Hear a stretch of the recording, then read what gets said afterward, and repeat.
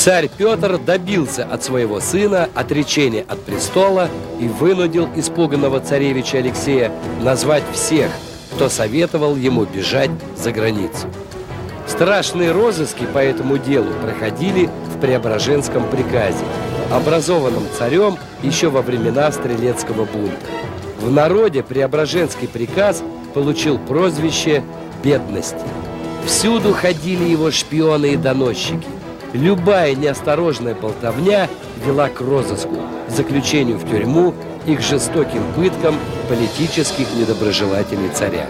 Строгие меры применялись не только против бродяг и нищих, которых Петр не любил, но и к вельможам.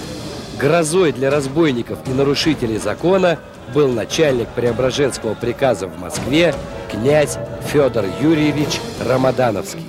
Этот человек соединял в себе насмешливость с мрачную кровожадностью.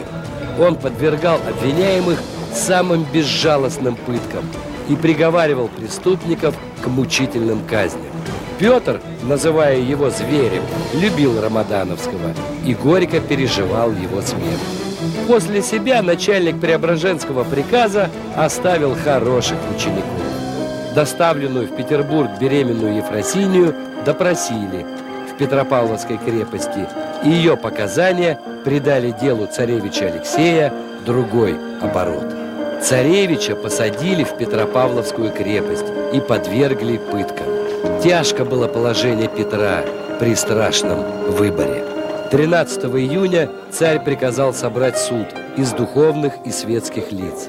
Духовенство дало замечательно мудрый уклончивый приговор, указало на Новый и Старый Завет, руководствуясь которыми отец может казнить или простить сына. Светский суд во главе с Меньшиковым, по словам Николая Костомарова, не сохранил своего достоинства в равной степени. Высшие сановники допросили и подвергли царевича пытке. Желая угодить Петру, они подписали смертный приговор царевичу Алексею 120 голосами. Измученный царевич умер в Петропавловской крепости 26 июня 1718 года. На другой день была годовщина Полтавской битвы. Царь обедал в саду на Почтовом дворе, а вечером веселился. 29 июня праздновали царские именины. Спустили на воду корабль и устроили фейерверк.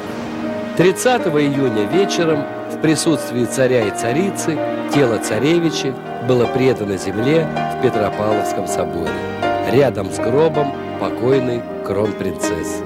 Траура не было. Царевич уже гнил в земле, а дело его все еще продолжалось. 8 декабря были казнены духовник царевича Яков Игнатьев, камердинер и еще несколько человек.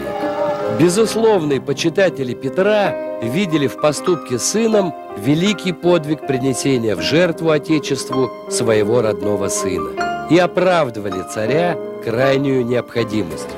В самом деле царевич Алексей был такой личностью, которая непременно по своей бесхарактерности сделалась бы орудием врагов Петра и всех его преобразований. В то же время установленный Петром I закон о престолонаследии показал свою несостоятельность уже в истории самого царя.